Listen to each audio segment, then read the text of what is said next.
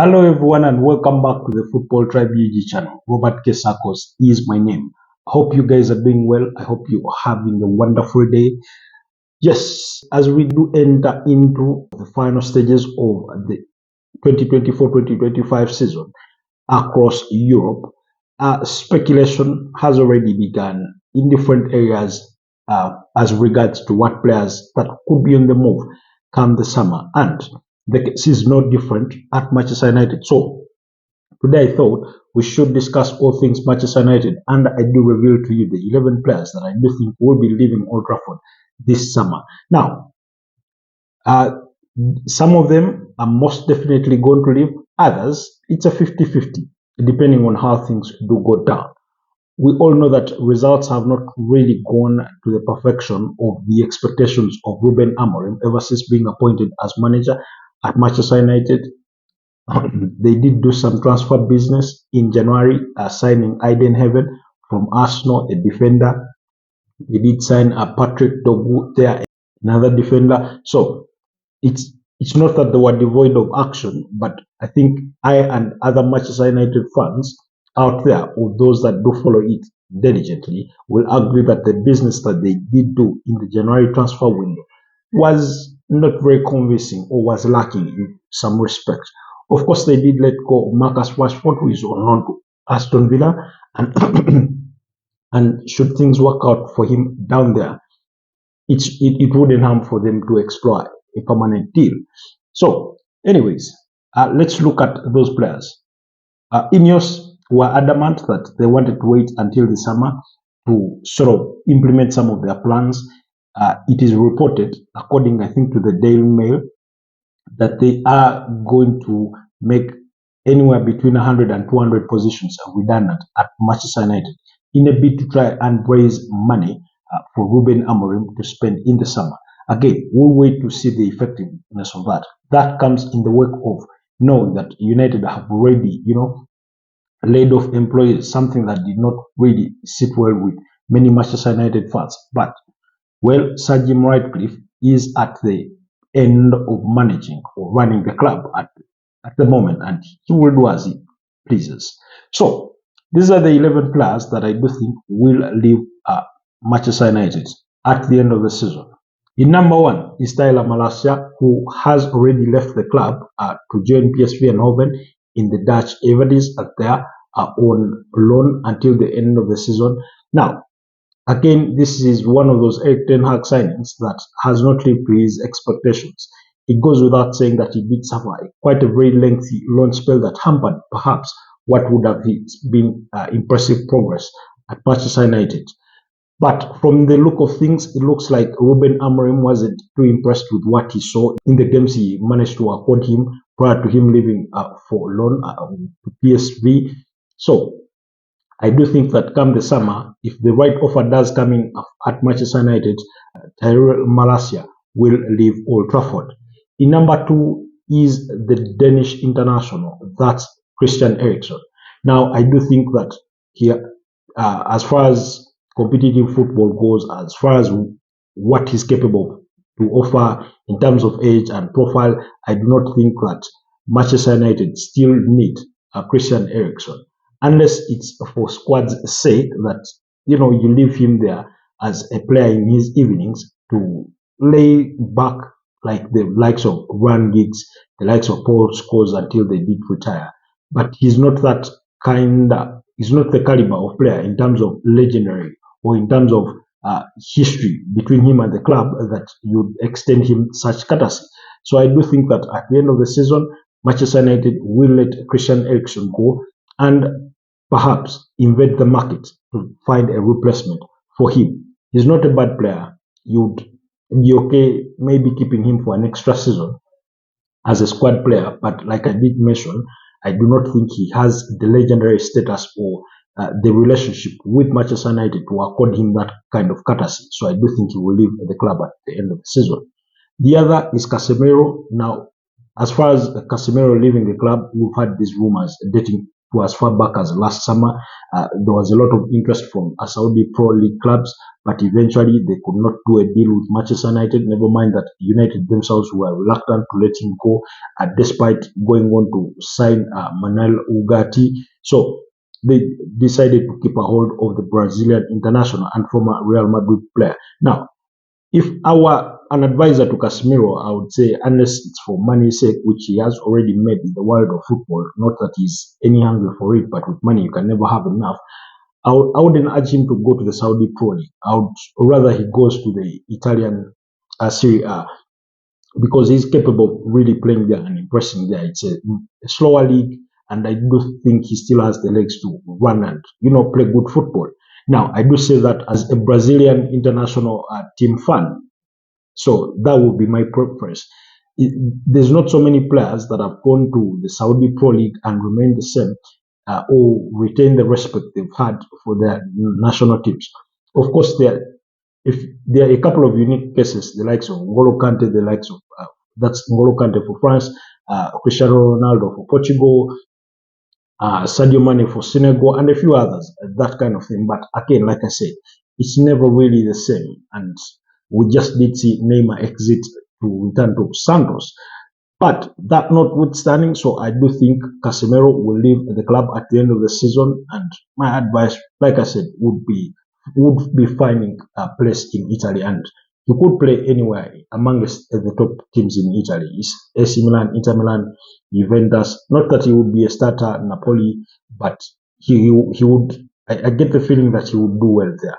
Then the other player is Alejandro Garnacho. I do think that if the right offer does come in, he will leave the club. Of course, there were attempts to sign him in the January transfer window, most concrete of the offer coming in from Napoli, who wanted to replace Ivica Kvaratskhelia, but that deal did not happen. Antonio Conte did get his wishes, reason being because Napoli and Manchester United were far apart in terms of valuation of the player, despite Napoli pressing that 50 million euro bid.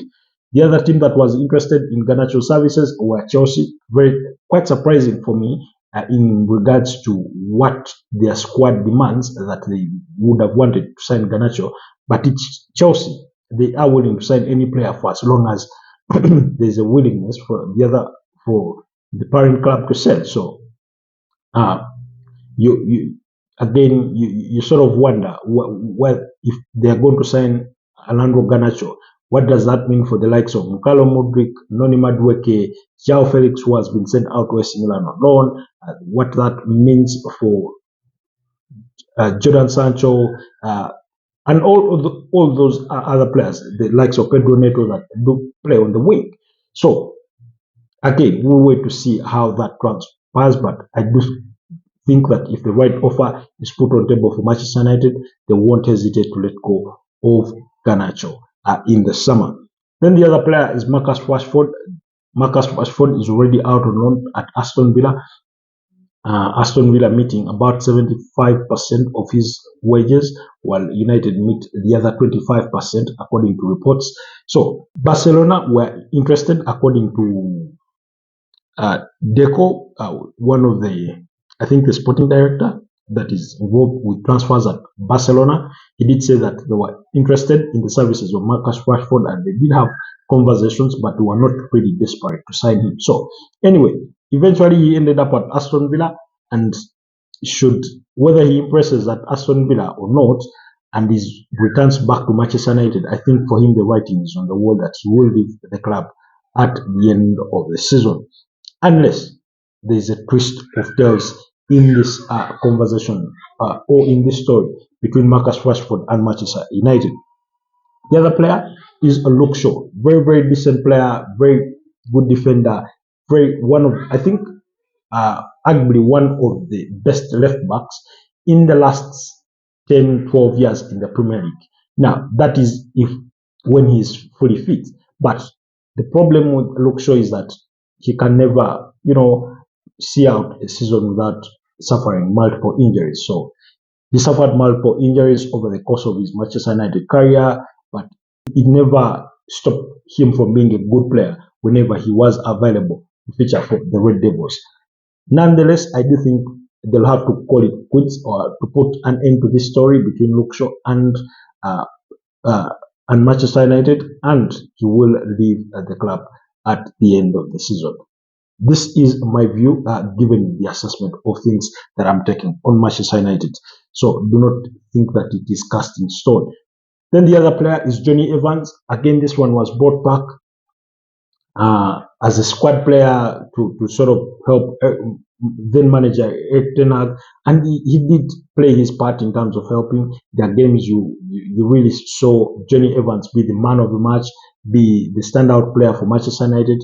But again, if you're trying to build a squad that if you're trying to build a squad whose goal or whose target is to win the Premier League title in 2028, then I do think eventually you have to get rid of the likes of Johnny Evans and create space for young players or even new players in that Manchester United backline. So I think, and I do think that's why they invaded Arsenal and signed Aiden Heaven because he's a defender. Yeah, so I do think Johnny Evans will equally leave the club at the end of the season. Then the other defender that I do think will be leaving is Victor Lindelof. I do think his time at Manchester United is equally as good as done come the end of the season. So I do expect him to leave. Then the goalkeeper, Tom Heaton, of course, not much against him, but I mean, he's hardly kicked a ball for the Red Devils this season. So should the right offer come, he most likely will leave the club. And speaking of goalkeepers, I wouldn't be surprised. Now, this one is not on my list, but I wouldn't be surprised if come the summer, Andre Onana leaves the club. Now, but the only circumstances under which I see him leaving is if there is a club that comes with a good offer for Manchester United, which I do not think will come because I do not envision that there's quite a good number of big clubs that would want the services of Andre Onana. So eventually you may have to start Manchester United.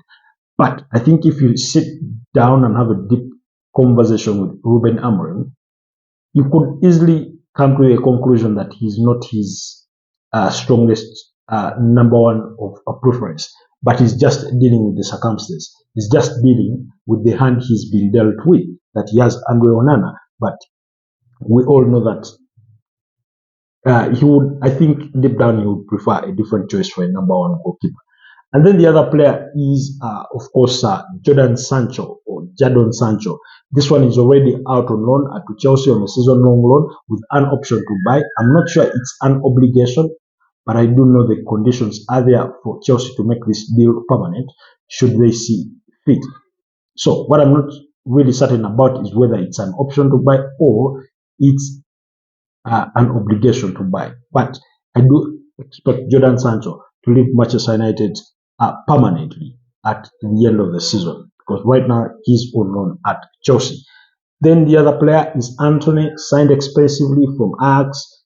Again, he has not really impressed at Manchester United at all, but scoring that goal against Arsenal in his first, few games at the club and all that kind of thing. He has since been loaned out to Real Betis until the end of the season, where he is already impressing in the Spanish La Liga. There he did score a goal, and had a man of the match performance in his first game. So my advice, or I think it will suit him best, and perhaps his agent, that he seeks greener pastures elsewhere. Maybe not greener pastures, but to try and apply his trade elsewhere. And I do think Spain could be a good place for him. So, and I was reading the press, and there were reports that Real Betis are not opposed to making the deal permanent should the conditions feel right for them. So that option is already there. It's already being thought about. So clearly, Anthony is one of those players that we do expect that will leave Manchester United at the end of the season. Now, what we are gathering from the circles of Manchester United is that there is no single player that is untouchable in that squad for as long as the conditions are right, for as long as the right deal is put on table for Manchester United.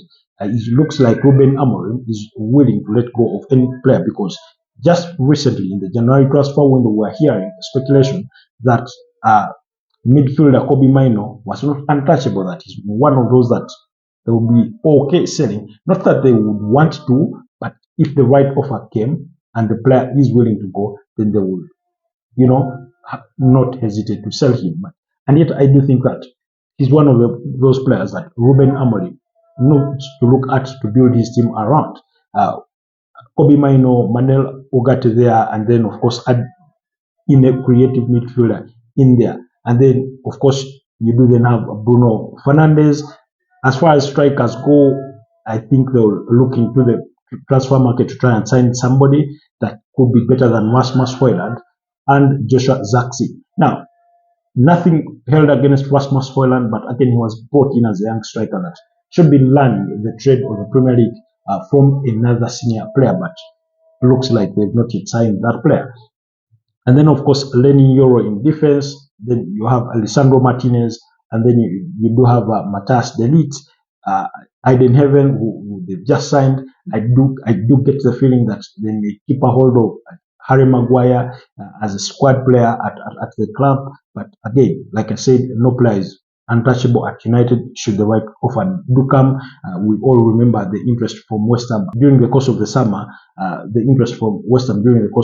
but that did not really turn out well, or he ended up staying at the club. So do let me know if there's any other players that I may have skipped in my assessment that you do think that will leave Manchester United at the end of the season. Otherwise, for me, those are the 11 players that I do think that will leave the club at the end of the summer.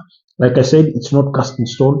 It's based on assessment of the squad and what their requirements are going into the summer. And if we do get the time, which I know we will get, we'll perhaps in the next episode about Manchester United, we'll be discussing what their options will be or what their priorities will be going into the summer transfer window prior to the 2025-2026 season. So we'll try to make an assessment of that, what players they do need to sign, where the requirements, and that kind of thing. And then we'll look perhaps slightly deeper into the vision of the manager and the kind of football he wants to play. Of course, we do know that he wants his defenders to play higher, to press higher up the pitch, and yet the ones he's currently had in Harry Maguire and all these others seem to struggle in implementing that. So we'll have a discussion about what their priorities could be going into the summer transfer window. Of course, there's been speculation already linking Victor Gyokeres